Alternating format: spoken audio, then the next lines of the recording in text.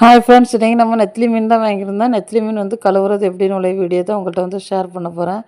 மீனை கொஞ்சம் நேரமாக தண்ணியில் போட்டு வச்சுட்டு நல்லா அழகாட்டு 2-3 தண்ணி முழுசாக இருக்கும்போதே கழுவிக்கிடலாம்.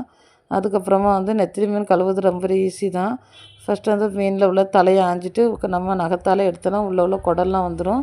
முதுகில் லைட்டாக ஒரு இது இருக்கும், ரெக்கை பண்டி மாதிரி உள்ளது. அதையும் பிச்சு எடுத்துக்கிட்டு நம்ம உருவி போட்டோம்னா ஈஸியாட்டு வந்து நெத்திலி மீனில் உள்ள அழுக்கெல்லாம் எடுத்து கழுவிடலாம். இந்த மாதிரி தலை குடல் எல்லாம் எடுத்த பிறகு ஒரு 4-5 தண்ணி நம்ம வந்து கழுவிக்கிடலாம். சும்மா நல்லா அலசிக்கிடலாம். அலசினோடனே மீன் பார்க்க நல்லா வெள்ளை வெள்ளைன்னு வந்துடும்.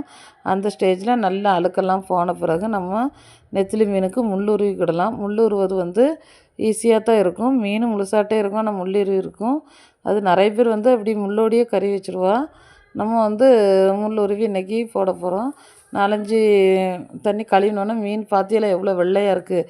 இப்போ அழகாட்டு தண்ணியெல்லாம் இருத்துக்கிடலாம்.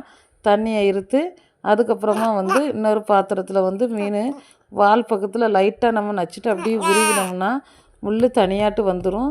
மீன் மட்டும் தனியாக இருக்கும். அப்படி வந்து மீனை வந்து நல்லா அழகாட்டு கழுவி நெத்திலி மீன் முள் உருவிக்கிடுக்கலாம். ஃப்ரெண்ட்ஸ், உங்களுக்கு வீடியோ பிடிச்சா லைக் பண்ணுங்கள், ஷேர் பண்ணுங்கள், கமெண்ட் பண்ணுங்கள், நம்ம சேனலை சப்ஸ்கிரைப் பண்ணுங்கள்.